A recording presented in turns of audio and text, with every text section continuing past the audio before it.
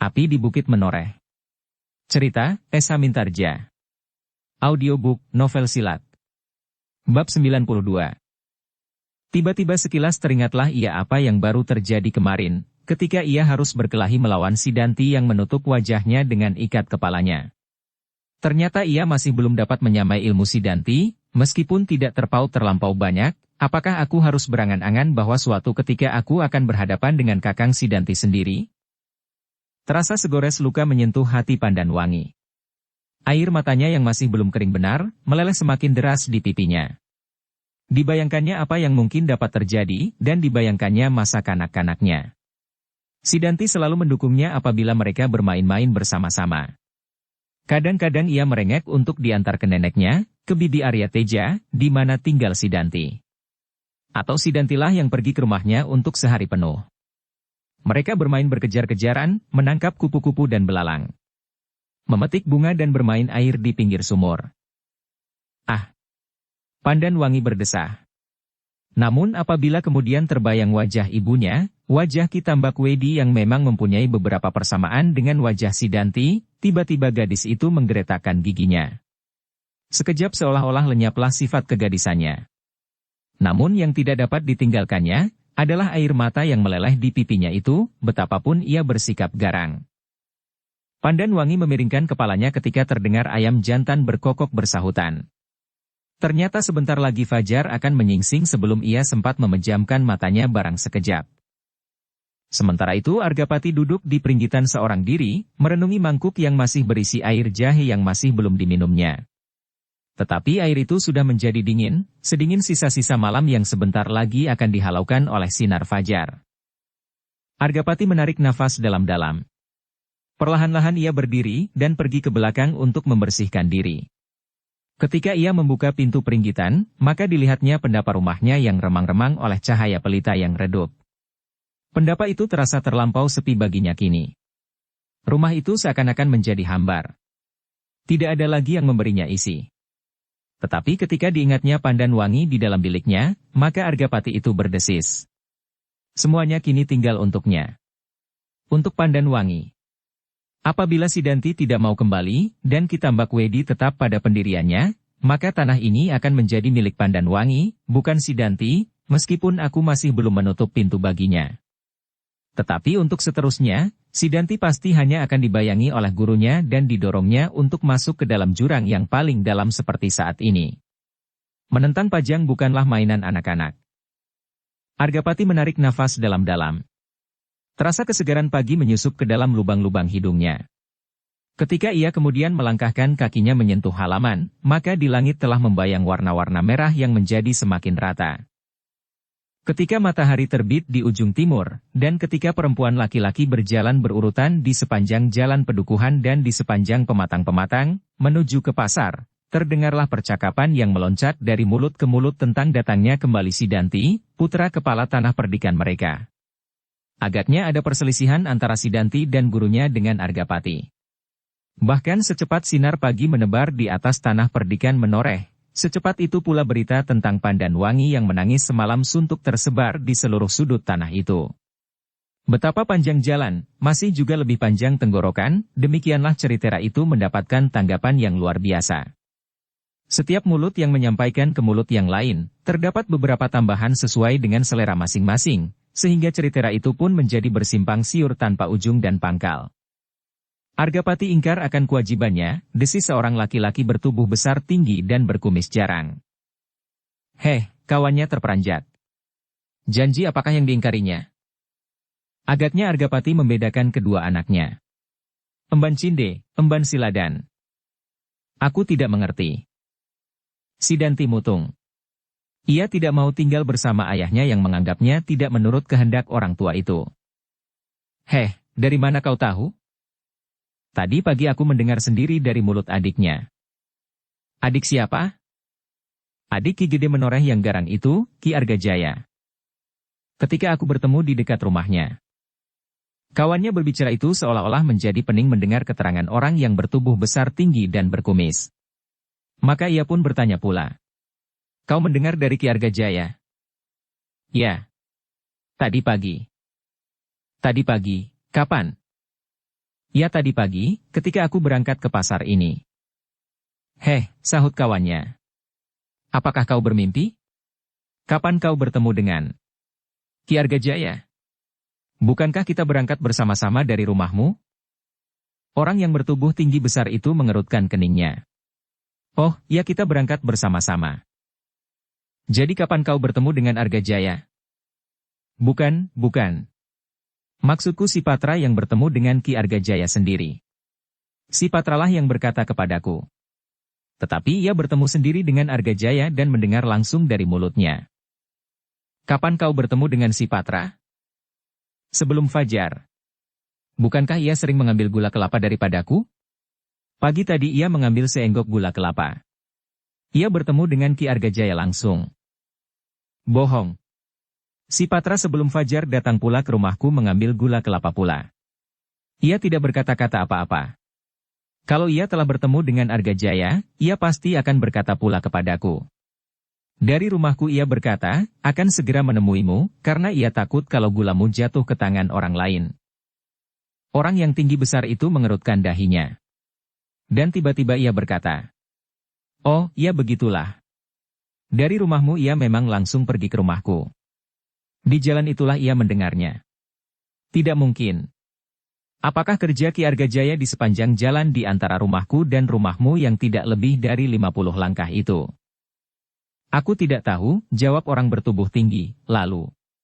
Tetapi aku kira ia berkata bahwa ia mendengar dari Busik. Ya, aku lupa. Ia mendengar dari Busik, bahwa si Danti menjadi mutung. Dan Busiklah yang langsung mendengarnya dari Ki Argajaya. Heh, dari manakah sebenarnya sumber kabar itu? Di muka pintu, supaya tidak mengganggunya. Aku mendengar, dari Patra, tetapi pasti bahwa sumber kabar itu dari Argajaya.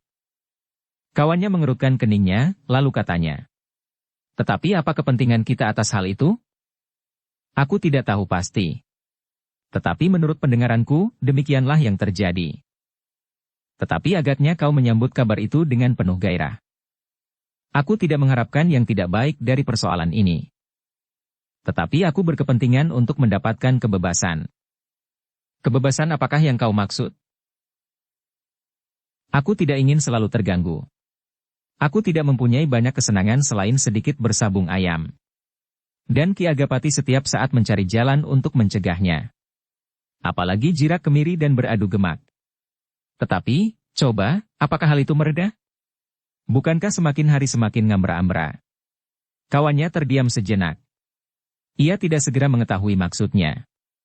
Hubungan antara si Danti dan bebotohan itu tidak begitu jelas baginya. Karena itu maka ia bertanya. Apakah yang akan dilakukan Argapati setelah si Danti mutung? Apakah dengan demikian ia akan membiarkan saja segala macam bentuk perjudian itu, atau si Danti mutung karena si Danti sendiri menghendaki hal itu dibiarkan saja, sedang ayahnya menghendaki lain? Demikianlah di antaranya, jawab orang yang bertubuh besar tinggi dan berkumis jarang itu. Si Danti memang tidak sependapat dengan ayahnya dalam banyak hal. Sedang Argajaya menganggap bahwa si Danti berada di pihak yang benar. Demikianlah si Danti meninggalkan rumahnya bersama gurunya. Tetapi ia tidak kembali ke perguruannya karena ia ingin mengabdikan diri kepada tanah perdikan ini. Aku menjadi semakin tidak mengerti. Oh, kau memang terlampau bodoh. Kau hanya dapat memanjat pohon kelapa dan endes, kemudian membuatnya menjadi gula kelapa. Selebihnya tidak. Mungkin kan benar.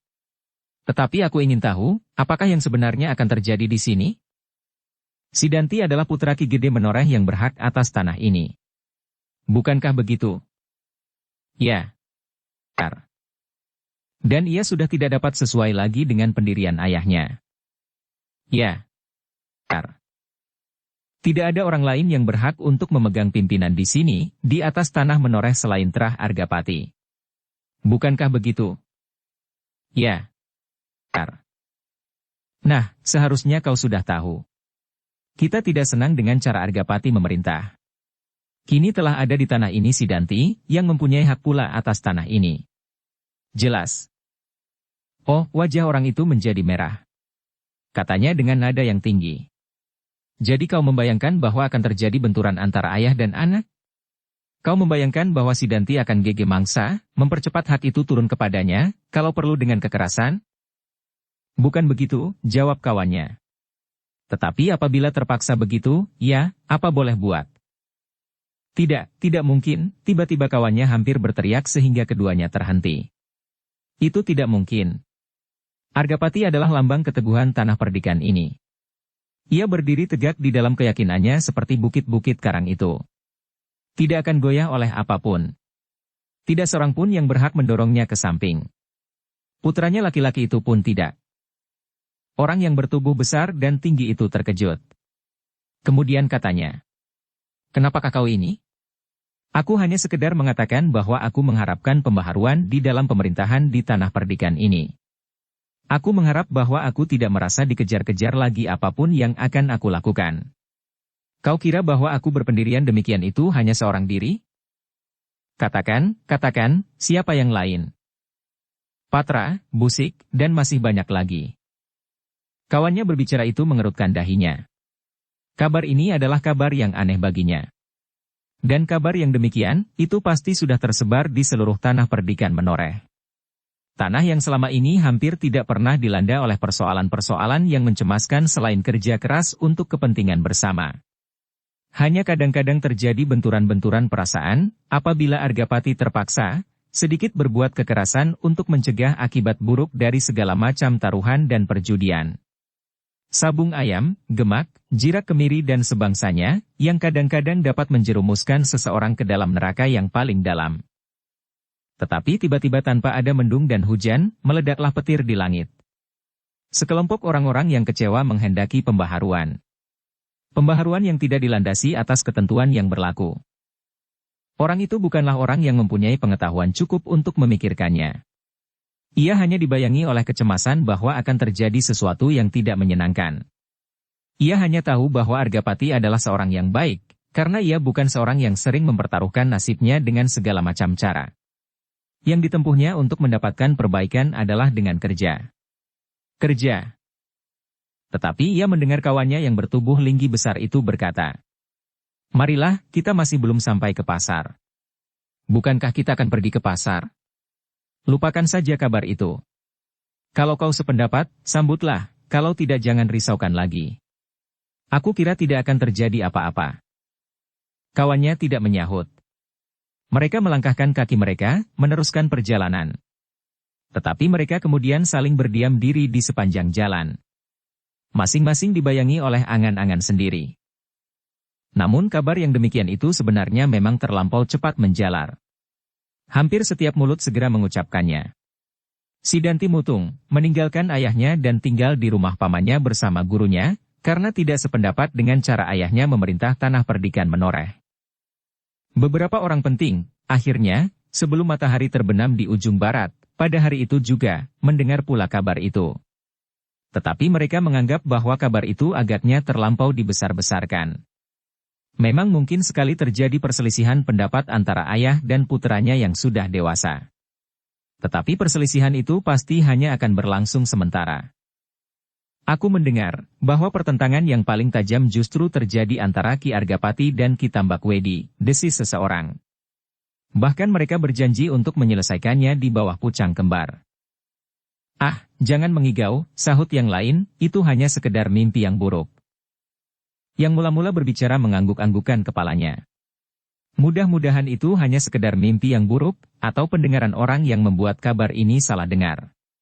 Tetapi keduanya menyebut-nyebut pucang kembar dan saat purnama naik.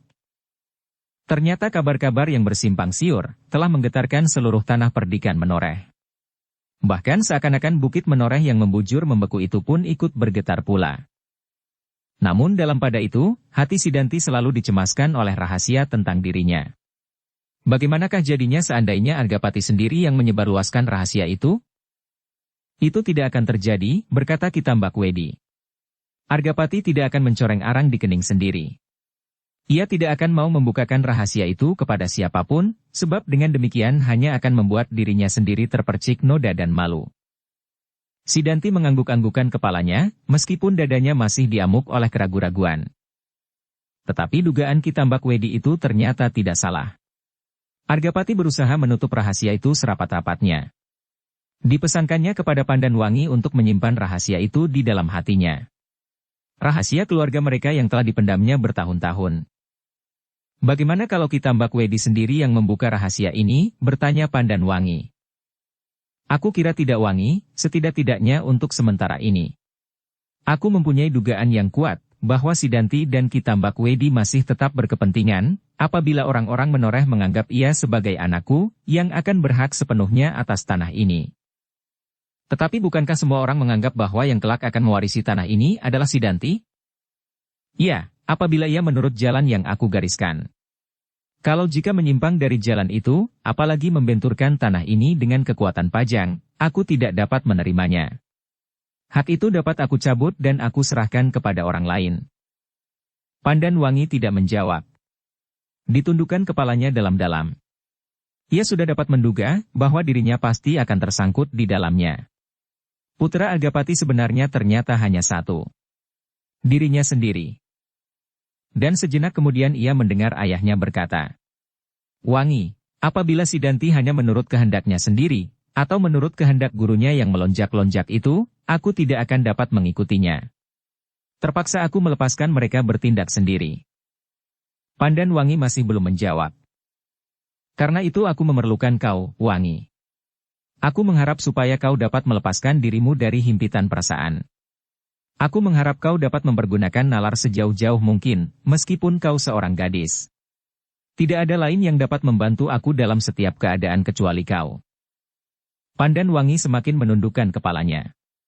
Dan ayahnya berkata seterusnya. Aku tahu bahwa kau akan mendapat beban yang terlampau berat bagi seorang gadis. Tetapi aku minta keikhlasanmu untuk melakukannya. Karena aku tidak melibat orang lain. Terasa dada gadis itu berdesir. Ia mencoba sekuat-kuat tenaganya untuk bertahan supaya perasaan kegadisannya tidak mendorongnya untuk menitikkan air mata. Namun dengan demikian, terasa tenggorokannya menjadi pepat dan matanya menjadi pedih. Dan ia mendengar ayahnya berkata seterusnya. Tidak ada jalan lain bagi kita Wangi. Demi keselamatan tanah ini, tanah nenek moyang yang kemudian telah dikuatkan dengan kekancingan, bahwa tanah ini telah menjadi tanah perdikan. Pandan Wangi mengusap wajahnya dengan tangannya. Keringat dingin terasa membasahi punggungnya. Kalau kau sudah bersuami, Wangi, maka keadaannya akan berbeda. Tetapi hal itu belum terjadi, sehingga semuanya masih tergantung kepadamu. Tanpa disengaja, Pandan Wangi menganggukkan kepalanya. Tiba-tiba terasa hatinya dirayapi oleh getaran yang semula tidak begitu dikenalnya. Tetapi lambat laun menjadi semakin jelas baginya, bahwa getaran itu adalah getaran tekadnya untuk berbuat seperti yang dikatakan oleh ayahnya. Tidak ada kesempatan lagi untuk merajuk dan bermanja-manja. Di hadapannya terbentang tanah garapan yang hampir menjadi kering. Memang sekilas-sekilas melintas wajah ibunya yang sejuk dan dalam. Sorot mata yang suram dan senyum yang terlampau lembut. Tetapi kini diketahuinya, bahwa di balik sorot mata yang suram dan senyum yang terlampau lembut itu tersembunyi penyesalan tiada taranya. Penyesalan yang menjerat hidupnya. Perlahan-lahan Pandan Wangi mengangkat wajahnya. Dan ayahnya berkata seterusnya. Tetapi aku masih mempunyai banyak harapan, Wangi, bahwa segalanya akan dapat diselesaikan dengan baik. Tetapi, suara Pandan Wangi terlampau dalam. Bagaimana dengan janji ayah dan kita Mbak Wedi bahwa pada saat purnama naik akan bertemu di bawah pucang kembar itu lagi? Ayahnya berdesah. Kenangan yang paling pahit. Tetapi aku mengharap Tambak Wedi akan berbuat jujur seperti pada masa mudanya. Kita menyelesaikan persoalan pribadi dengan cara jantan. Tetapi, suara Pandan Wangi terputus. Aku tahu, Wangi. Kau ingin tahu apakah yang seharusnya kau lakukan dalam keadaan dan kemungkinan yang paling parah. Pandan Wangi tidak menyahut. Karena itu kau harus dapat berdiri di atas kedua belah kakimu, meskipun kau seorang gadis. Kita masih mempunyai waktu beberapa hari Wangi. Yang beberapa hari ini harus kau pergunakan sebaik-baiknya, supaya kau memiliki bekal yang cukup untuk membentuk diri kelak, meskipun tanpa tuntunan seorang guru pun. Ayah. Pandan Wangi memotong. Aku hanya mengatakan, apabila kemungkinan itu harus terjadi. Sebab semuanya tergantung kepada Yang Maha Kuasa. Kita wajib berusaha, namun ketentuan terakhir berada di tangannya. Sekali lagi Pandan Wangi terdiam. Kau sudah mempunyai pengetahuan serba sedikit untuk itu. Karena itu, maka kita harus mempergunakan waktu sebaik-baiknya. Pandan Wangi tidak menjawab. Argapati pun kemudian sejenak berdiam diri. Dicarinya kemungkinan yang paling baik yang dapat dilakukannya bersama satu-satunya putrinya. Pandan Wangi. Pandan Wangi tidak segera menjawab. Ia masih belum dapat meredakan pergolakan yang bergulat di dalam dadanya. Benturan-benturan perasaan dan nalar, benturan-benturan tanggapan dan bayangan tentang masa-masa depan selalu mengganggunya, sehingga sulitlah baginya untuk dapat mengerti, apakah sebenarnya yang dikehendakinya sendiri. Kadang-kadang hatinya terbakar oleh perasaan bencinya terhadap keadaan yang telah membuat keluarganya retak sejak dibentuk oleh ayah dan ibunya. Kadang ia ingin melepaskan kebencian dan kemarahannya. Tetapi kadang-kadang tumbuhlah sifat-sifat kegadisannya. Ia ingin merajuk dan bahkan kemudian menjauhkan diri dari setiap persoalan. Ia ingin lari. Lari saja entah kemana. Tetapi setiap kali dipandanginya wajah ayahnya yang suram, maka tumbuhlah getaran yang panas di dalam dirinya. Ayahnya kini tinggal berdiri sendiri. Apabila ia pergi pula meninggalkannya, maka ayahnya, satu-satunya orang yang masih ada di dekatnya itu, akan ditelan oleh Ki Tambakwedi. Pandan Wangi tidak dapat mengerti, dorongan apakah yang telah membawa pamannya ikut di dalamnya. Pandan Wangi tidak dapat mengerti, kenapa adik ayahnya itu memusuhi ayahnya pula seharusnya Argajaya ikut pula mendendam, bahwa Ki Tambakwedi telah menodai kemulusan keluarga kakaknya. Tetapi yang terjadi adalah sebaliknya.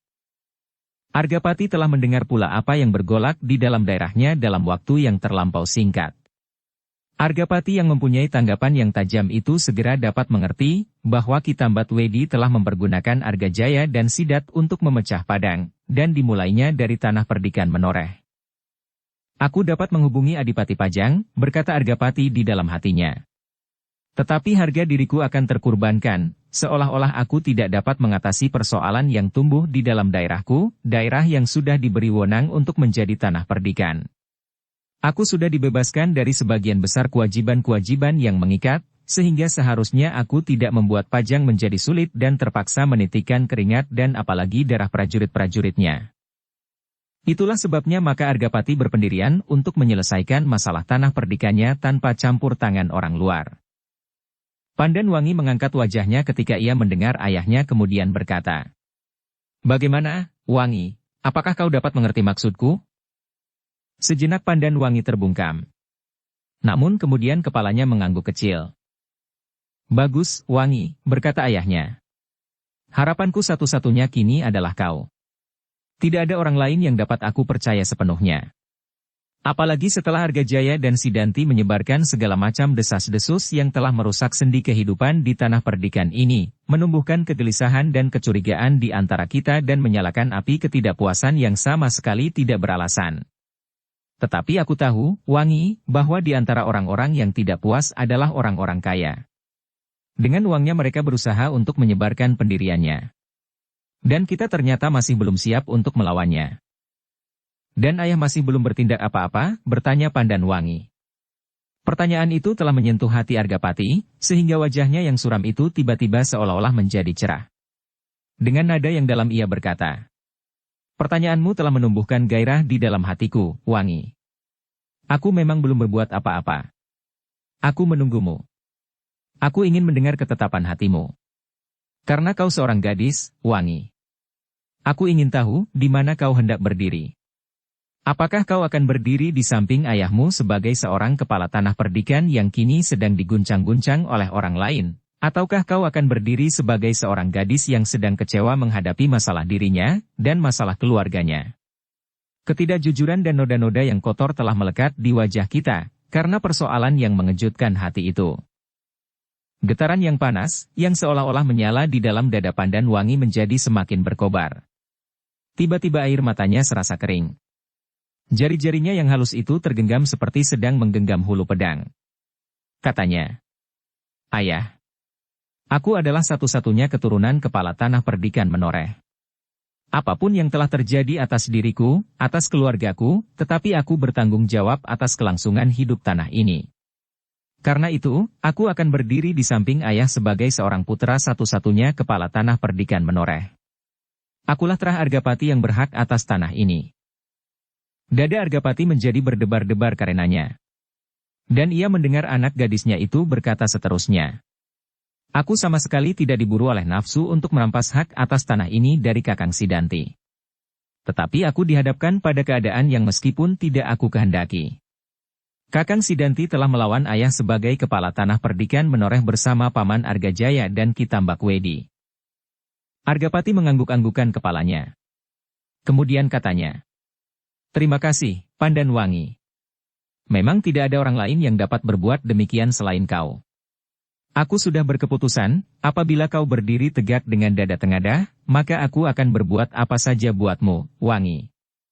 Meskipun aku sudah lama meletakkan tombak pendeku, tetapi untuk mempertahankan tanah ini, untuk menempatkan kau di tempat yang seharusnya, aku akan menariknya dari Urangka dan selongsongnya. Aku akan dapat mempergunakan lagi seperti aku pernah mempergunakannya dahulu. Tetapi apabila kau berdiri di atas kegadisanmu, merajuk dan berputus asa, maka kau hanya akan menemukan mayatku besok sesudah purnama naik di bawah pucang kembar. Ayah. Tadi pagi. Tidak, Wangi, potong ayahnya. Sekarang aku berpendirian lain, justru kau telah menyatakan tekadmu. Aku masih ingin melihat betapa cerahnya matahari pagi sesudah purnama yang cerah itu. Ayahnya berhenti sejenak, lalu. Karena itu pula aku harus cepat bertindak. Hari ini aku akan mengumpulkan tetua tanah perdikan. Aku tidak dapat memberi kesempatan terlalu lama kepada orang-orang yang sengaja membuat kegelisahan itu. Aku harus memberi batasan waktu kepada mereka untuk menghentikan kegiatan mereka. Kalau mereka tidak bersedia, apa boleh buat? Aku akan bertindak sesuai dengan kewajibanku, kepala tanah perdikan menoreh. Dan Ki Argapati itu benar-benar bertindak cepat. Saat itu juga ia memanggil beberapa orang tetua tanah perdikannya. Tetapi, meskipun demikian Argapati tidak ingin membuat kesan yang dapat menambah kegelisahan rakyatnya. Karena itu maka ia pun berbuat dengan sangat berhati-hati. Pembicaraan-pembicaraan di antara mereka segera dilakukan. Argapati ingin mendapatkan laporan dan pendapat beberapa orang tetua tanah perdikannya. Tetapi, Argapati sebagai seorang laki-laki jantan, sama sekali tidak menyinggung-nyinggung janjinya dengan Ki Tambakwedi di bawah pucang kembar nanti pada saat purnama naik. Yang dibicarakan di antara mereka adalah desas-desus yang makin tersebar luas. Yang dapat menumbuhkan tanggapan yang berbeda-beda di antara rakyat tanah perdikan menoreh. Ada yang dengan sepenuh hati menyambut Argajaya bersama Sidanti untuk menumbuhkan suasana baru di menoreh. Tetapi ada pula di antaranya yang berkata, kami tidak ingin terjerumus ke dalam neraka yang paling jahanam. Seandainya benar kata orang bahwa Sidanti telah kembali bersama gurunya, untuk memberikan nafas baru di daerah ini, maka kami harus menentangnya. Argapati adalah seorang pemimpin yang terbaik yang pernah kami kenal. Apabila Sidanti ingin menjadi seorang pemimpin yang baik, ia harus belajar dari ayahnya, jangan sebaliknya justru memusuhinya. Dan yang lain berkata, anak durhaka. Apakah ia tidak sabar menunggu sampai saatnya ia menerima waris itu dengan sah menurut ketentuan yang seharusnya? Namun di antara sekian banyak orang-orang yang menganggap bahwa Sidanti telah berbuat kesalahan, ada juga yang dengan acuh tak acuh, menunggu apa yang akan terjadi di tanah perdikan menoreh. Di antara mereka berkata, itu adalah urusan mereka. Bagiku lebih baik menunggu saja apa yang akan terjadi, sambil melihat arah angin yang sedang bertiup. Demikianlah, maka suasana tanah perdikan itu benar-benar telah diguncangkan oleh kabar-kabar itu, meskipun tampaknya di permukaan masih juga tenang dan seperti biasa. Tetapi di antara orang-orang yang merasa tidak senang terhadap perlakuan Argapati, segera mengadakan pertemuan-pertemuan rahasia. Berbicara berbisik-bisik. Mudah-mudahan Trah Argapati yang masih muda itu memenuhi harapan kita, berkata salah seorang dari mereka. Apakah kita hanya cukup berharap? Tidak. Kita harus berbuat sesuatu. Banyak yang setia kepada Argapati yang sekarang. Yang lain tertawa. Katanya, biarlah Argapati membuat rumahnya berbenteng baja. Kita sebarkan emas di halaman, maka benteng baja itu pasti akan pecah oleh rakyat yang justru sebelumnya setia kepadanya. Beberapa orang yang lain mengangguk-anggukan kepalanya. Berkata salah seorang dari mereka, kalau begitu kita temui Sidanti. Kita taruhkan harapan kita kepadanya, supaya kita tidak selalu dihantui oleh sikap Argapati yang memuakkan itu. Tetapi ternyata semua bisik-bisik itu sampai juga ke telinga Argapati. Dan bisik-bisik yang demikian itulah yang dibicarakan oleh Argapati dengan beberapa orang tetua, pemimpin, dan agul-agul di tanah perdikan menoreh. "Apa yang harus aku lakukan?" bertanya salah seorang pemimpin pengawal tanah perdikan itu. "Kita tidak boleh tergesa-gesa. Kita harus melihat setiap perkembangan dengan saksama," jawab Argapati. "Lalu, jangan membuat rakyat semakin gelisah. Semua gerakan harus dibuat sandi." Pemimpin pengawal itu mengangguk-anggukkan kepalanya. Katanya, tetapi Ki Argajaya agaknya sudah jauh bertindak. Beberapa kelompok pengawal telah berada di pihaknya. Dan beberapa kelompok anak-anak muda telah dipengaruhi pula oleh Sidanti. Argapati mengerutkan keningnya. Ia memang sudah menyangka bahwa akibatnya akan sampai sekian jauh. Tetapi ia masih juga berkata, "Aku tahu, tetapi aku masih ingin mencoba untuk menyelesaikan masalah ini dengan baik. Sekian lama kita bekerja keras untuk membangun tanah ini. Apakah sekarang kita akan membiarkan tanah ini terbelah? Apakah kita akan membiarkan rakyat kita hancur oleh kita sendiri?" "Tidak," sahut pemimpin pengawal yang sudah setengah umur itu, yang selama ini, sebelum peristiwa ini terjadi, selalu mendampingi Argajaya. "Kami tidak menghendaki. Tetapi kalau kami tidak bertindak cepat, maka keadaan pasti akan menjadi semakin parah. Kalau kita tidak memberi mereka kesempatan, maka kita pasti akan segera dapat mengatasinya." "Tunggulah," jawab Argapati. "Aku akan membuat perhitungan." Pemimpin pengawal itu menggeram. Namun dada Argapati pun digetarkan pula oleh geram di dalam pusat jantungnya. Tetapi nalarnya masih cukup kuat untuk membuat pertimbangan yang bagi pemimpin pengawal itu dianggapnya terlampau lamban. "Yang harus kau lakukan adalah membuat perhitungan yang tepat," berkata Argapati. "Apabila ada di antara kalian yang menyeberang, maka kau harus mengetahui imbangan kekuatan itu. Tugasmu yang lain adalah mempersiapkan diri. Setiap saat kalian harus dapat bergerak cepat." Pemimpin pengawal tanah perdikan itu mengangguk-anggukkan kepalanya. "Aku akan segera memberikan petunjuk-petunjuk baru. Tetapi kau harus menyampaikan laporan-laporan setiap saat." Sekali lagi pemimpin pengawal itu mengangguk-anggukkan kepalanya. Selebihnya Argapati telah memberikan petunjuk laporan bagi para pemimpin tanah perdikan itu, bagaimana mereka harus menghadapi kabar yang semakin merata. Kabar yang sebenarnya telah benar-benar menggelisahkan Argapati sendiri. Tetapi Argapati itu terikat oleh janjinya. Pada saat purnama naik, di bawah pucang kembar. Pada saat ia mengucapkan janji itu, ia sama sekali tidak mempertimbangkan bahwa ia sekarang bukan lagi Arya Teja yang dahulu. Tetapi ia adalah kepala tanah perdikan yang mempunyai tanggung jawab yang besar atas kewajibannya. Dengan demikian maka setiap persoalan pribadinya, mau tidak mau pasti akan menyangkut persoalannya sebagai seorang kepala tanah perdikan. Persoalannya dengan Ki Tambakwedi yang tampaknya sebagai persoalan pribadi itu pun ternyata tidak dapat terlepas dari kaitan persoalannya dengan Sidanti. Argapati menyadari persoalannya setelah ia terlibat dalam kesulitan. Ternyata perkembangan keadaan tidak menjadi semakin baik. Kabar yang tersiar semakin lama menjadi semakin menggelisahkan, sehingga Argapati terpaksa mengirimkan beberapa orang untuk langsung menemui Ki Tambakwedi membawa pesan pribadinya. "Tidak. Aku tidak akan berbicara apapun," berkata Ki Tambakwedi setelah ia mendengar pesan dari utusan Argapati. "Ki Argapati minta jawaban," jawab utusan itu. "Tidak, kau dengar. Aku tidak akan memberikan jawaban apapun." "Baik. Kalau demikian, berarti kedatanganku tidak berarti. Bagi Ki Argapati ini adalah keputusan yang akan jatuh," berkata utusan itu. "Aku hanya sekedar utusan. Tetapi keputusan yang diberikan oleh Ki Argapati akan mengikat seluruh tanah perdikan menoreh." Mendengar jawaban itu Ki Tambakwedi mengerutkan keningnya. Ia tahu benar bahwa Argapati tidak ingin melihat pertumpahan darah. Ia pasti akan berusaha sekuat-kuat tenaganya untuk menyelesaikannya dengan cara yang sebaik-baiknya. Maka berkata Ki Tambakwedi yang licik itu, "Baiklah. Aku akan menjawab. Katakan kepada Ki Argapati bahwa aku tetap pada pendirianku.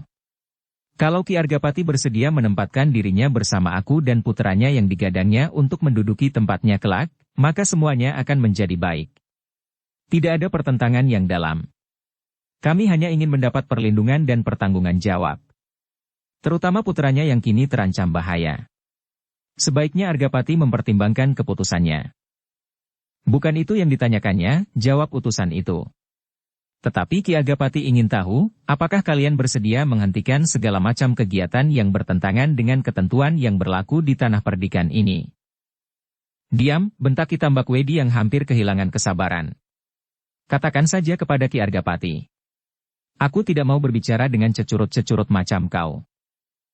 Ki Tambakwedi, wajah orang itu menjadi merah padam. Aku tahu bahwa 10 orang seperti aku, bahkan 100 orang mungkin tidak dapat menyamaimu. Tetapi bahwa aku sekarang sedang mengemban tugas dari Ki Gede Menoreh, kedudukanku adalah kedudukan seorang utusan dari seorang yang paling berkuasa di sini. Karena itu jawablah pertanyaan Ki Gede Menoreh. Apakah kau bersedia menghentikan segala kegiatan atau tidak? Hanya itu, dan jawabnya pun hanya ada satu di antara dua, ya, atau tidak. Gila, yang berteriak kemudian adalah Sidanti. Hampir saja ia meloncat menerkam utusan itu. Tetapi Ki Tambakwedi telah menahannya. Tunggu dulu Sidanti. Apalagi yang ditunggu? Orang ini ternyata bermulut besar. Betapa ia menjadi sombong hanya karena ia menjadi orang utusan. Sudah sepantasnya ia dicincang di halaman. Ia hanya sekedar seorang utusan, berkata Ki Tambakwedi. Tanganmu terlampau bernilai untuk melakukannya. Orang ini tidak sepantasnya mendapat pelayanan dari kau apalagi aku. Lalu apakah yang akan guru lakukan atasnya? Biarkan saja ia pergi dan menghadap Argapati. Aku sudah memberi penjelasan. Bukan itulah soalnya, utusan itu masih saja memotong. Sidanti menggeram. Bahkan darah Ki Tambakwedi sendiri terasa telah mendidih. Tetapi ia adalah seorang yang licik. Sehingga ia pun berkata, biarkan saja ia Sidanti. Meskipun bukan itu yang ditanyakan, tetapi ia akan bercerita juga di hadapan Ki Argapati. Ia akan bercerita tentang sikapku dan semua yang didengarnya. Kini utusan itulah yang menggeram. Tetapi ia berkata, aku akan bercerita. Tetapi apakah kau yakin bahwa ceritaku tidak akan membakar hati Ki Argapati dan memaksanya untuk bertindak hari ini juga? Aku tahu benar, bahwa kalian masih belum siap seandainya Argapati mengambil tindakan hari ini. Bodoh sekali, sahut Sidanti. Apakah kau tidak mempertimbangkan bahwa dengan demikian aku dapat membunuhmu? Kematianku tidak akan berarti apa-apa. Baik bagi Menoreh, maupun bagi Ki Argapati. Aku hanyalah seorang pengawal tanah perdikan dari antara sekian banyak orang. Tetapi arti kematianku akan sangat penting bagi kalian. Sebab kematianku adalah jawaban yang tegas dari pertanyaan Ki Argapati. Ya atau tidak? Setan, sahut Ki Tambakwedi. Pergi, cepat pergi. Terserahlah apa yang akan kau katakan kepada Ki Argapati. Aku sudah mengemukakan pendirianku. Aku tahu bahwa Argapati masih berusaha mencari jalan yang baik untuk menemukan penyelesaian. Aku pun berpendirian demikian. Kalau kau sebagai seorang utusan telah memotong hasrat yang bersamaan yang menyala dari dalam dada Argapati dan putranya bersama-sama, maka kutuk yang paling jahat akan jatuh kepadamu. Seandainya kelak berkobar persoalan yang sama-sama tidak kita kehendaki, maka kaulah sumber dari segala macam sebab. Karena seandainya kau tidak membakar hati Argapati, maka semuanya itu tidak akan terjadi. Utusan itu mengerutkan keningnya.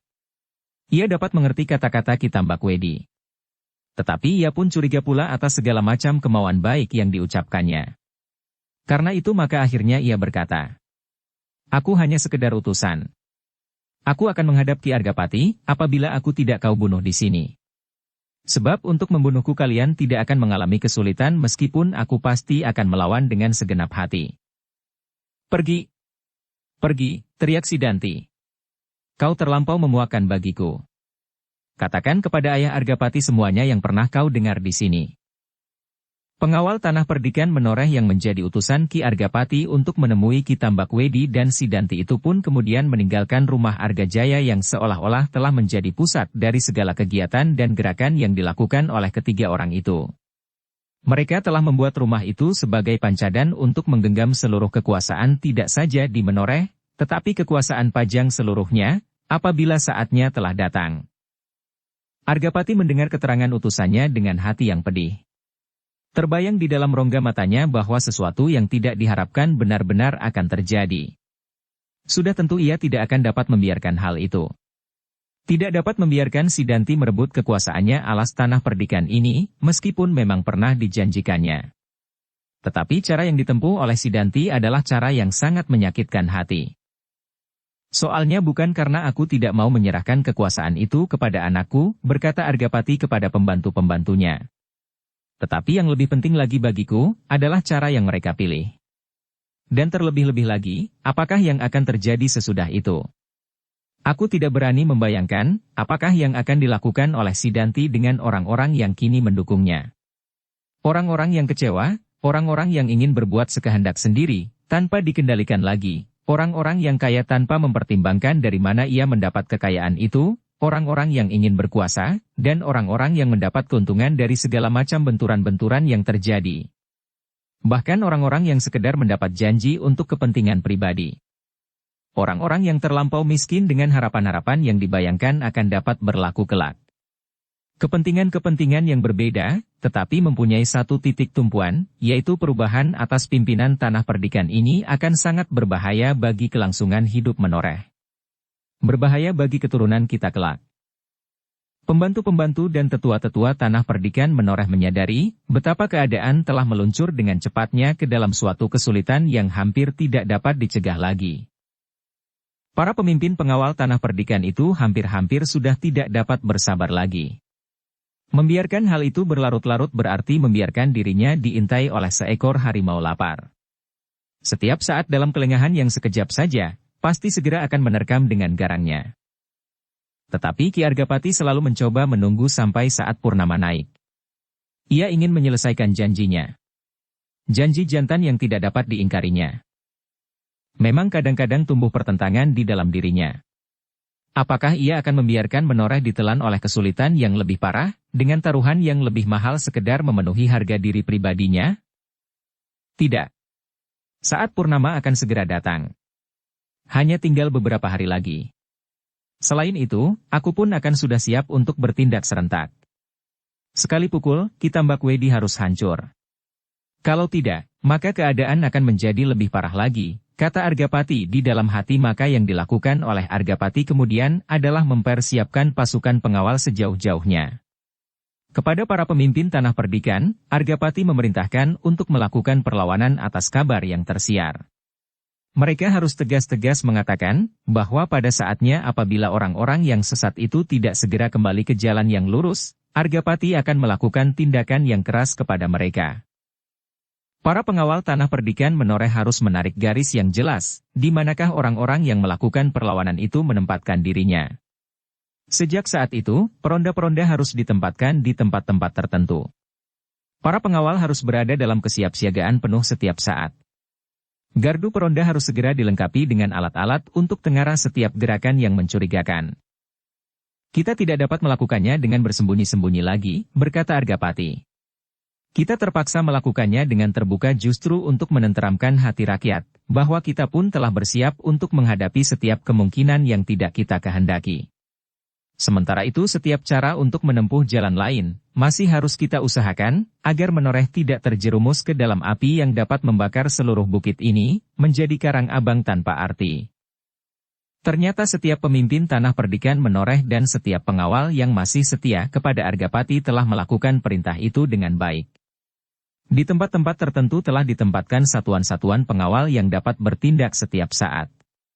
Tetapi para pemimpin itu pun tidak dapat menutup mata dari kenyataan bahwa sebagian dari mereka pun telah terpengaruh oleh berbagai macam janji dan harapan yang diberikan oleh Kitambakwedi, Sidanti, dan Argajaya. Mereka tidak segan-segan untuk melontarkan segala macam fitnah yang paling keji sekalipun, untuk membangkitkan kebencian rakyat kepada Ki Gede Menoreh. Aku tidak menyangka bahwa hal ini dapat terjadi, berkata Ki Argapati kepada Pandan Wangi ketika mereka duduk berdua di peringgitan rumahnya. Ternyata, benih yang ditaburkan oleh Kitambakwedi itu telah tumbuh menjadi sebatang pohon berduri yang meracuni tanah ini. Pandan Wangi tidak menyahut. Tetapi tekadnya telah bulat, untuk berbuat apa saja di samping ayahnya sebagai kepala tanah perdikan. Pandan Wangi, berkata ayahnya. Ilmumu ternyata telah menjadi jauh sekali maju. Kau tidak boleh berhenti. Setiap malam kau masih harus melakukannya tanpa dilihat orang lain, supaya tempat latihan kita itu tidak menjadi sasaran tindakan licik Kitambak Wedi dan pengikut-pengikutnya. Pandan Wangi mengangguk. Malam nanti aku akan sampai kepada puncak unsur-unsur gerak yang menjiwai seluruh perguruan menoreh. Kau sudah saatnya untuk menerimanya. Aku mempunyai perhitungan, dengan demikian, kau akan berada lebih tinggi di dalam tataran ilmumu dari Sidanti yang saat ini pasti tidak sempat melakukan latihan-latihan yang berarti. Tetapi aku telah menyisihkan waktu untuk itu. Untuk kepentinganmu. Seandainya terpaksa terjadi sesuatu atas tanah perdikan ini, maka kau akan mampu melindungi dirimu sendiri dari bencana. Pandan Wangi tidak menyahut. Tetapi ternyata bahwa ayahnya telah sampai pada suatu kemungkinan baginya untuk melakukan perlawanan atas Sidanti, kakaknya. Meskipun Sidanti bukan putra Ki Gede Menoreh, tetapi Sidanti itu telah dilahirkan pula oleh Rara Wulan, ibunya. Terasa desir yang tajam tergores di dinding hatinya. Tetapi Pandan Wangi mencoba menggeretakkan giginya untuk mengusir perasaan yang mengganggu dirinya itu. Ia ingin berdiri di tempat yang telah dipilihnya menurut nalarnya. Ia tidak mau terombang-ambing oleh perasaannya yang kadang-kadang kehilangan keseimbangan. Tetapi betapapun juga ia berusaha, namun setiap kali terngiang di telinganya. Sidanti adalah kakakmu seibu. Kakak yang dengan sayang membawamu bermain-main di masa kanak-kanak. Kami bukan anak-anak lagi. Pandan Wangi mencoba menahan gelora perasaannya. Namun ia tidak dapat menahan ketika setitik-setitik air membasahi pelupuk matanya. Ayahnya menyadari betapa beratnya bagi Pandan Wangi untuk memilih sikap. Tetapi adalah kewajibannya untuk mencoba menunjukkan arah. Seperti seseorang yang berdiri di simpang jalan, yang sama-sama menuju ke dalam kesulitan, maka Pandan Wangi harus memilih salah satu di antaranya. Salah satu yang paling baik betapa pun sulitnya. Ketika kemudian malam tiba, yang semakin lama menjadi semakin dalam, maka Ki Argapati dan Pandan Wangi telah berada di sebuah tanah lapang sempit yang sepi. Tempat yang mereka pilih untuk menempa satu-satunya anak yang akan dapat meneruskan hadirnya tanah perdikan Menoreh apabila Sidanti sama sekali sudah tidak menghiraukan lagi peringatan-peringatan yang diberikan oleh Ki Argapati. Angin yang silir telah mengusap tubuh-tubuh yang basah oleh keringat. Pandan Wangi telah mencoba untuk mencurahkan segenap kemampuan yang ada padanya supaya ia tidak mengecewakan ayahnya yang sedang dikalutkan oleh kakak seibunya. Ternyata harapan Ki Argapati yang ditumpahkan kepada putrinya itu tidak sia-sia. Pandan Wangi kini sedang berada di dalam latihan yang paling sulit. Keringatnya telah membasahi seluruh wajah kulitnya, dari ujung kakinya sampai ke ujung rambutnya. Terasa getaran-getaran yang semakin cepat mengalir di segenap otot bebayu, bahkan terasa seolah-olah bergetar di seluruh bagian tubuhnya menyelusuri segenap tulang sumsumnya. Getaran-getaran itulah sumber pancaran ilmu yang harus dipelajarinya, diluluhkan dengan getar di dalam dirinya, dan kemudian akan terpancar dalam satu bentuk yang dahsyat. Dengan getaran-getaran yang harus dikenali bentuk dan wataknya, Pandan Wangi akan mampu membangunkan segenap tenaga cadangan di dalam dirinya seperti yang dikehendakinya, yang kadang-kadang di dalam wujudnya, hampir-hampir tidak dapat digapai oleh akal. Tetapi sebenarnya lah bahwa sumber kekuatan itu telah ada di dalam diri, lahir bersama-sama dengan kelahiran dirinya dari sumber yang esa. Kekuatan itu sama sekali bukanlah hasil buatan manusia, bukan karena kepandaian dan kemampuan manusia menciptakan kekuatan dan kelebihan di dalam dirinya dari orang-orang lain, tetapi manusia hanya dapat mengenali dan mempergunakannya, yang sebelumnya memang telah ada di dalam diri. Sesuai dengan sumbernya, maka tidak ada lain, bahwa tenaga cadangan dan setiap pancaran kekuatan, hendaknya dipergunakan menurut arah yang telah ditentukan. Untuk kepentingan kasih sesama, dan untuk kepentingan sumber itu sendiri, dalam segala macam tuntutannya. Tetapi ternyata bahwa di dalam diri manusia terdapat pengenalan yang kadang-kadang sesat dari arah pancaran sumbernya. Sesat dan tidak ingin menemukan jalan kembali. Dibangkitkannya kekuatan di dalam diri manusia dengan landasan yang samar, dan bahkan dengan landasan yang kelam dan hitam. Untuk tujuan yang kelam dan hitam pula, sehingga manusia yang demikian semakin lama akan menjadi semakin jauh tersesat. Ternyata Pandan Wangi benar-benar tidak mengecewakan ayahnya. Ketika keringatnya seolah-olah telah terperas habis dari dalam tubuhnya, maka sampailah ia pada puncak ilmu yang diturunkan ayahnya kepadanya. Unsur gerak yang merampas segenap kekuatan lahir dari batinnya. Memukaunya dalam pengaruh yang semula kurang dikenalnya. Tetapi kemudian dimengertinya, bahwa yang kurang dikenalnya itu adalah dirinya sendiri dalam bentuknya yang paling wajar. Tanpa pulasan lahiriah dan bahkan seakan-akan tidak mengenal wadatnya sendiri. Hakikat dari kekuatan manusiawi yang tersimpan di dalam diri, dalam pancaran pribadi yang lengkap. Ketika getaran itu terasa mencengkam seluruh tubuhnya, maka Pandan Wangi merasakan betapa sulitnya ia melawan kehendak di dalam diri.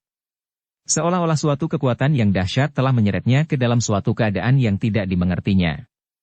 Tetapi Pandan Wangi tetap bertahan, ia mencoba untuk tetap sadar dan mendengar kata-kata petunjuk ayahnya.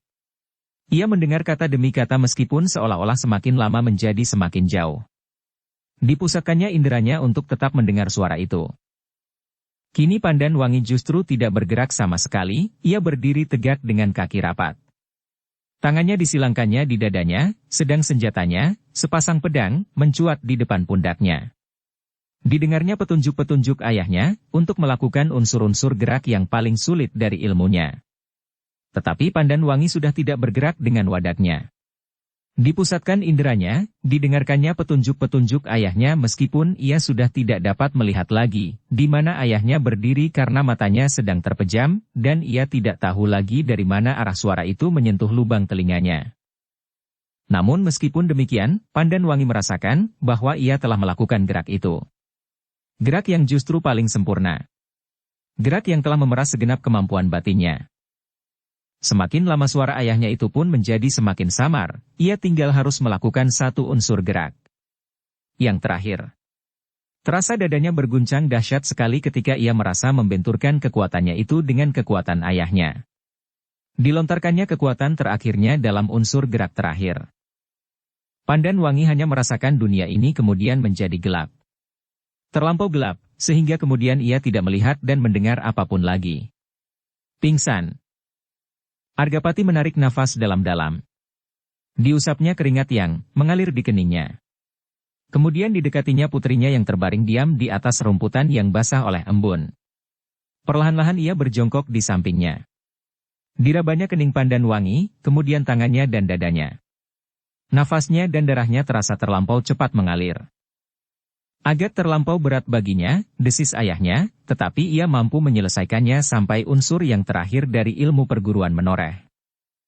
Ketika angin silir mengusap dahinya, Ki Gede menoreh menengadahkan wajahnya. Di langit bintang gemintang berkeredipan memenuhi layar yang biru kehitam-hitaman. Bulan yang belum bulat telah bertengger di punggung bukit di sebelah barat. Sejenak dibiarkannya Pandan Wangi terbaring.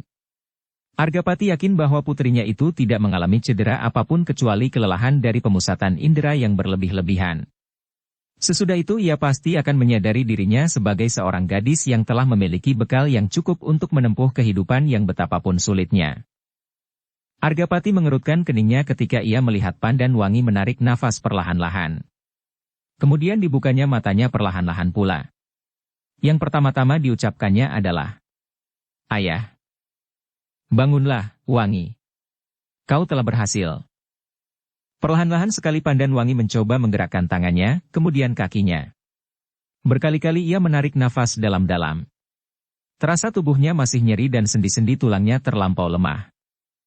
Kekuatanmu akan segera pulih kembali, bahkan dengan kemungkinan yang jauh lebih baik dari keadaanmu sebelumnya. Perlahan-lahan Pandan Wangi mengingat kembali apa yang telah terjadi padanya sebelum ia jatuh pingsan. Latihan yang terlampau berat dan yang terakhir, pemusatan indera untuk menangkap unsur gerak yang paling sulit dari ilmunya. Meskipun ia kemudian pingsan, tetapi ia sudah menyelesaikan apa yang seharusnya dilakukannya. Ia mendengar petunjuk-petunjuk ayahnya sampai kalimat yang terakhir. Tetapi ia adalah seorang gadis. Secara alami ia mempunyai perbedaan dengan seorang anak laki-laki muda. Itulah sebabnya, maka baginya latihan itu menjadi terlampau berat, meskipun ia kemudian berhasil menyelesaikannya. Pandan Wangi itu pun kemudian bangkit dan duduk di depan ayahnya. Nafasnya masih terasa berkejaran dan darahnya masih terlampau cepat mengalir. Jantungnya seakan-akan berdetak lebih cepat dari biasanya. "Berdirilah, Wangi," berkata ayahnya. Perlahan-lahan Pandan Wangi mencoba berdiri, betapa lemahnya sendi tulangnya, namun ia kemudian tegak di atas kedua bakinya. "Ambillah pedangmu." Pandan Wangi menyadari bahwa kedua senjatanya itu ternyata telah terlepas dari tangannya. Perlahan-lahan ia membungkukkan badannya. Punggungnya masih terasa terlampau penat. Diraihnya kedua pedangnya dan kemudian disarungkannya di lambungnya. "Kau telah selesai, Wangi," berkata ayahnya yang kemudian berdiri di sampingnya. "Tetapi sama sekali bukan berarti bahwa kau telah menjadi sempurna. Kau baru dapat menyelesaikan latihan-latihan untuk menguasai unsur-unsur gerak itu sendiri. Tetapi kau masih harus mengembangkannya dalam waktu-waktu yang akan datang. Kau harus dapat mempergunakan, memilih dan menggabungkan unsur yang telah kau kuasai itu, untuk menanggapi keadaan yang berbeda-beda. Nah, untuk itu kau memerlukan pengalaman. Tetapi dasar pengetahuanmu kini sama sekali pasti tidak akan kalah lagi dari Sidanti, meskipun kau sudah pasti kalah dalam pengalaman." Pandan Wangi masih berdiri tegak sambil berdiam diri. Berbagai macam perasaan bergelut di dalam dirinya. Sekali lagi ia merasakan desir yang tajam menggores hatinya. Sidanti itu adalah kakaknya. Memang tidak ada pertalian apapun antara ayahnya dan Sidanti meskipun selama ini Sidanti benar-benar ditempatkan pada tempat yang baik di dalam keluarganya. Tidak seorang pun yang merasakan sikap yang kurang baik dari ayahnya terhadap anak muda itu. Namun ternyata ayahnya tidak dapat melupakannya sama sekali apa yang telah terjadi itu. Ternyata, ketika ayahnya dihadapkan pada suatu persoalan, maka perasaan itu meledak tanpa dapat ditahan-tahankan lagi. Bahkan dengan serta-merta ayahnya telah menempatkannya langsung berhadapan dengan kakaknya. Tetapi baginya, Sidanti adalah saudara yang dilahirkan dari ibu yang sama. Dan betapapun juga, samar-samar terbayang di wajah Sidanti garis-garis wajah ibunya, meskipun kakaknya itu jauh lebih serupa dengan Ki Tambak Wedi. Pandan Wangi itu mengangkat wajahnya ketika ia mendengar ayahnya berkata, "Marilah kita pulang, Wangi. Hari telah terlampau jauh malam. Bahkan mungkin sebentar lagi fajar akan memancar di timur. Kau perlu beristirahat." Pandan Wangi mengangguk-anggukkan kepalanya dengan lemahnya. Ketika ia memandang ke barat, maka bulan sudah tidak dilihatnya lagi. Bulan yang masih belum bulat. Tetapi dada Pandan Wangi berdesir karenanya. Sekilas teringat olehnya, janji ayahnya dengan Ki Tambak Wedi. Pada saat purnama naik. Dan purnama itu semakin lama menjadi semakin dekat. Beberapa hari lagi. Dan beberapa hari lagi itu adalah hari yang sangat menegangkan baginya, bagi keluarga Tanah Perdikan Menoreh. Hari itu akan mempunyai banyak sekali kemungkinan. Di antaranya adalah, perubahan yang mendadak di atas Tanah Perdikan ini. Bahkan tanah ini akan dapat dibakar, oleh api yang dahsyat, dan memusnahkan segala macam bentuk dan peradaban. Dapat terjadi saling membunuh di antara tetangga-tetangga dan di antara sanak kadang. Dapat pula terjadi pembantaian besar-besaran di antara mereka yang berbeda pendirian. Bulu-bulu kuduk Pandan Wangi terasa meremang. Mengerikan sekali. Ternyata kedatangan Sidanti dan Tambak Wedi di atas Bukit Menoreh sama sekali tidak membawa kesentosaan. Tetapi yang dibawanya adalah bencana. Apakah bencana itu harus terjadi? Dan sekali lagi Pandan Wangi mendengar ayahnya berkata, "Marilah kita pulang, Wangi. Kau perlu beristirahat. Kemudian kita perlu segera mempertimbangkan perkembangan-perkembangan terakhir yang terlampau cepat terjadi." Pandan Wangi, yang kelelahan itu pun kemudian melangkah perlahan-lahan bersama ayahnya, meninggalkan lapangan sempit itu, pulang ke rumahnya. Ketika mereka memasuki jalan padukuhan induk dari Tanah Perdikan Menoreh, terdengar suara ayam jantan berkokok bersahut-sahutan merambat dari kandang ke kandang, menyongsong cahaya yang kemerah-merahan di langit sebelah timur. "Fajar," desis Argapati. Pandan Wangi mengangkat wajahnya. Dipandanginya fajar yang mulai memancar. Sebentar lagi matahari akan naik di hari yang baru. "Kita masih sempat beristirahat meskipun hanya sekejap," berkata Argapati. "Aku akan pergi ke belakang, membersihkan diri." Pandan Wangi mengangguk. Tetapi ia berkata, "Aku akan kesiangan bangun apabila aku jatuh tertidur, Ayah." "Meskipun kau tidak tidur, tetapi beristirahatlah." "Baik, Ayah," sahut Pandan Wangi. hari-hari mendatang, pekerjaan kita akan bertambah banyak. Jauh lebih banyak dari yang kita duga semula. Pandan Wangi tidak menjawab, tetapi dianggukkannya kepalanya. Ketika mereka memasuki regol halaman rumahnya, para peronda memandangi mereka dengan penuh keheranan. Tetapi tidak seorang pun yang bertanya, dari manakah ayah dan anak itu semalam-malaman. Argapati dan Pandan Wangi pun sama sekali sudah tidak bernafsu lagi untuk terlampau banyak berbicara. Mereka hanya menganggukkan kepala mereka kepada para peronda yang masih ada di dalam gardunya sambil bergumam. Apakah kalian baik-baik? Ya, Ki Gede. Tidak ada apa-apa semalaman di rumah ini. Terima kasih. Ki Gede menoreh itu pun sama sekali tidak berhenti. Langkahnya yang lemah membawanya langsung ke belakang, ke perigi. Sedang Pandan Wangi langsung masuk ke dalam biliknya, menyiapkan pakaian-pakaian untuk mengganti pakaiannya yang kotor sesudah mandi. Ketika fajar menyingsing, pada saat sinarnya yang kekuning-kuningan menyentuh ujung pepohonan, seorang pemimpin pengawal tanah perdikan itu dengan tergesa-gesa datang menemui Ki Argapati yang baru saja selesai, dan duduk-duduk di peringgitan seorang diri menghadapi minuman hangat. Maaf, Ki Gede, aku datang terlampau pagi. Ki Argapati mengerutkan keningnya. Terlintas di dalam hatinya, sesuatu yang kurang wajar pasti telah terjadi, sehingga salah seorang pemimpin pengawal ini dengan tergesa-gesa menemuinya. Duduklah. Argapati mempersilahkan.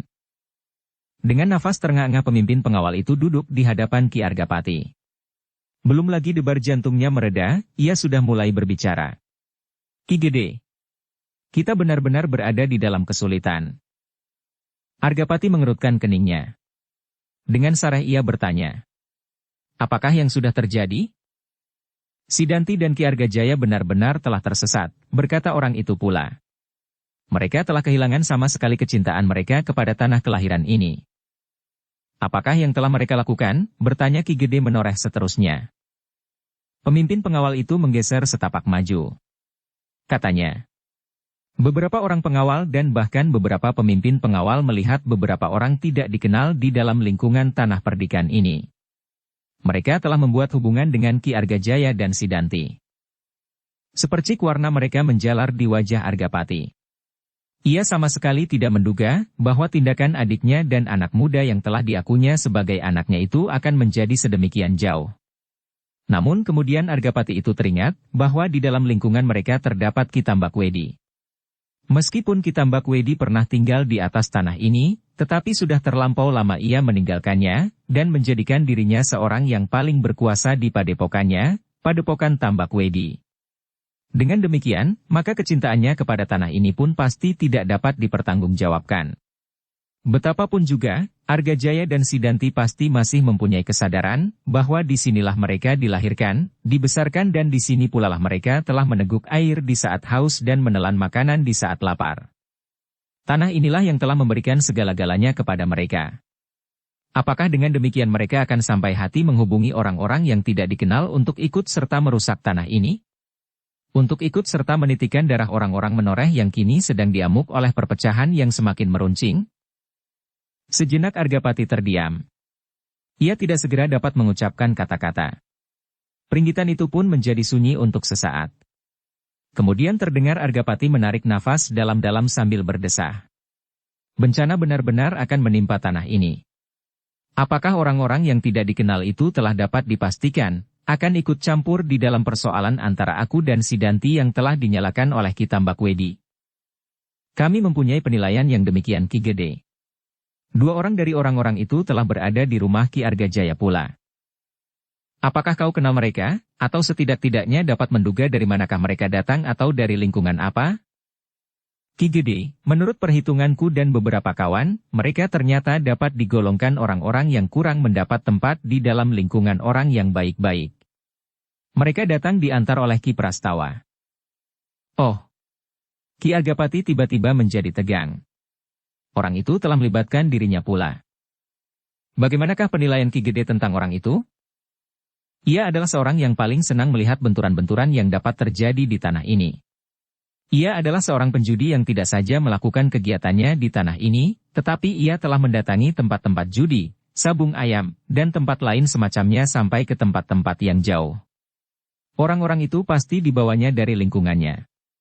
Bahkan tidak mustahil bahwa orang-orang jahat untuk membuat tanah ini menjadi karang abang. Pemimpin pengawal itu mengangguk-anggukkan kepalanya. Penilaian itu tepat seperti penilaiannya. Orang itu bukannya orang yang bermaksud baik, tetapi ia akan mempergunakan kesempatan yang jelek ini untuk kepentingannya sendiri. Karena itu maka ia bertanya. Ki Gede, sudah tentu Ki Prastawa akan mengambil keuntungan dari persoalan ini. Tetapi keuntungan apakah yang diinginkannya? Apakah yang didapatnya dari kekisruhan yang dapat timbul di tanah perdikan ini? Ki Gede menoreh mengerutkan dahinya. Tampaklah betapa ia menahan gelora hatinya. Jawabnya perlahan-lahan. Orang-orang semacam itu kadang-kadang tidak mempunyai landasan berpikir tertentu. Ia hanya ingin terjadi sesuatu. Mungkin perubahan pimpinan atas tanah perdikan ini yang diharapkannya dapat memberikan keleluasaan bergerak baginya dan bagi lingkungannya. Tetapi seandainya yang dibawanya itu adalah orang-orang yang diangkatnya dari dunia yang hitam, maka akibat daripadanya adalah parah sekali. Setiap kesempatan dapat dipergunakan oleh mereka untuk menumbuhkan malapetaka. Mungkin perampokan, perampasan, dan sebagainya. Pemimpin pengawal itu menggeram. Ki Gede mumpung masih belum berlarut-larut. Aku kira Ki Gede harus berbuat sesuatu. Ki Gede menoreh tidak segera menyahut. Perhitungannya memang berkata demikian. Tetapi apakah ia akan dapat melihat pertumpahan darah terjadi di atas tanah perdikan ini? Tanah yang dibinanya sejak bertahun-tahun? Hampir sepanjang umurnya diberikannya untuk membuat tanah ini menjadi tanah perdikan yang baik. Tetapi kini ia dihadapkan kepada pilihan yang sulit. Bahkan, ia terdorong kepada suatu pikiran di kepalanya. Bagaimanakah apabila aku serahkan saja pimpinan atas tanah ini kepada Sidanti? Betapapun juga jeleknya, ia adalah orang yang dilahirkan di tanah ini. Ia adalah seorang yang merasa dirinya mampu dan berhak pula. Dengan demikian akan terhindarlah segala macam pertumpahan darah dan keributan di atas tanah ini. Namun kemudian ia menggeretakkan giginya. Desisnya di dalam hati. Aku akan berkhianat atas tanah ini apabila aku biarkan Sidanti merebut pimpinan. Ia akan dikendalikan oleh Tambak Wedi dan orang-orang yang kelak akan mempengaruhinya dengan kekuatan masing-masing. Orang-orang yang memiliki kekuatan, karena kekayaannya, orang-orang yang dapat memberinya kepuasan lahiriah, dan mungkin juga orang-orang yang merasa hidupnya terlampau sulit dan mengharapkan perubahan keadaan, bagi tanah ini dan bagi diri mereka. Campur baur dari kepentingan yang berbeda-beda, namun menempatkan harapan pada keadaan yang sama itulah yang akan membakar tanah ini menjadi abu. Bagaimana, Ki Gede? Bertanya pemimpin pengawal itu. Wajah Ki Gede menoreh tampak ragu-ragu. Ia masih dikuasai oleh perasaannya yang kadang-kadang belum sejalan dengan pikirannya. Kejantanan yang mengikatnya dalam janji dengan Ki Tambak Wedi mempengaruhinya pula. Tunggulah, desis Ki Gede menoreh. Wajah orang itu menjadi kecewa. Perlahan-lahan ia berkata, Ki Gede, apakah kita menunggu banjir bandang yang akan memecah tanah perdikan ini menjadi berkeping-keping? Ki Argapati terdiam sejenak. Ia dapat memahami pendapat pengawal yang setia itu. Tetapi ia kemudian menjawab, Aku perhatikan pendapatmu. Tunggulah, hari ini aku akan mengambil sikap. Aku akan memanggil kalian untuk menentukan setiap tindakan yang akan kita ambil. Pemimpin pengawal itu menundukkan kepalanya. Ki Argapati dikenalnya sebagai seorang yang keras hati. Tetapi ketika ia dihadapkan pada kekisruhan yang terjadi di tanah sendiri, maka terasa ia selalu diselubungi oleh keraguan-raguan. Lakukanlah tugasmu baik-baik. Aku sendiri akan melihat keadaan dengan saksama. Pemimpin pengawal itu mengangguk lemah. Baiklah Ki Gede. Aku menunggu perintah. Sepeninggal orang itu Ki Gede menoreh menarik nafas dalam-dalam. Keningnya tampak berkerut-kerut. Di dalam dadanya terjadi suatu pergolakan yang dahsyat, yang mendorongnya ke dalam suatu keadaan yang tidak menentu. Namun tiba-tiba Ki Argapati itu teringat kepada putrinya, Pandanwangi. Satu-satunya keluarga yang dapat diajaknya berbincang. Pandanwangilah yang kelak diharapkan akan dapat menegakkan tanah perdikan ini menjadi tanah perdikan yang jauh lebih baik dari keadaannya kini. Karena itu, maka Ki Argapati itu segera berdiri. Perlahan-lahan ia berjalan ke bilik Pandanwangi. Perlahan-lahan pula ia mengetuk pintunya yang masih tertutup sambil memanggil namanya. Pandanwangi. Tidak ada jawaban. Ki Argapati menyangka bahwa Pandan Wangi masih terlampau lelah. Mungkin ia tertidur setelah menyiapkan minuman paginya. Wangi, ia mengulangi. Masih belum ada jawaban. Ki Gede Menoreh menarik nafas dalam-dalam. Ia terlampau lelah, desisnya. Kini Ki Gede Menoreh tidak memanggilnya lagi. Perlahan-lahan didorongnya daun pintu leregan itu ke samping. Perlahan-lahan sekali supaya putrinya tidak terkejut. Tetapi Ki Gedelah yang kemudian terkejut. Ternyata bilik itu telah kosong. Kemanakah anak ini, desisnya. Ki Argapati itu pun kemudian pergi ke belakang. Ditanyakannya kepada pelayan-pelayannya, apakah mereka melihat Pandan Wangi. Tetapi pelayan-pelayan itu menggeleng sambil menjawab. Tidak Ki Gede, kami tidak melihatnya. Sepercik kecemasan merambat di hati Argapati. Karena itu maka kemudian disusurinya halaman rumahnya. Kalau Pandan Wangi sedang berada di halaman, atau sedang berada di kebun belakang. Apakah Ki Gede sedang mencari Pandan Wangi, bertanya seorang pelayan tua. Iya, sahut Ki Gede. Ia mengenakan pakaian berburunya. Mungkin ia pergi. Jantung Ki Argapati berdesir mendengarnya. Terkilas di dalam angan-angan Argapati, bahwa sudah pasti Pandan Wangi tidak akan pergi berburu. Tetapi Ki Argapati tidak segera dapat menentukan, kemanakah putrinya itu pergi. Karena itu maka sejenak kemudian ia bertanya. Apakah kau tahu kemana ia pergi? Sudah tentu ia akan pergi berburu, jawab pelayan tua itu. Apakah ia membawa busur dan anak panah? Pelayan tua itu mengerutkan keningnya. Kemudian ia menjawab agak ragu-ragu. Tidak. Aku kira ia tidak membawa busur dan anak panah. Ki Argapati menarik nafas dalam-dalam. Lalu katanya. Ia tidak akan pergi berburu. Lalu kemanakah ia akan pergi? Argapati tidak segera menjawab, tetapi tampak keningnya menjadi berkerut-merut. Apakah Pandan Wangi pergi berkuda? Ia bertanya. Ya, ia pergi berkuda. Mungkin para penjaga di regol depan mengetahuinya, gumam Ki Argapati. Tidak Ki Gede, Pandan Wangi tidak lewat regol depan tetapi ia membuka pintu butulan. Akulah yang disuruhnya menutup. Argapati mengerutkan keningnya. Meskipun ia terkejut mendengar keterangan itu, tetapi ia mencoba untuk tidak memberikan kesan apapun. Perlahan-lahan ia mengangguk-angguk, kemudian ia bertanya. Kemanakah ia pergi? Ke utara atau ke selatan? Bersambung ke bab 93.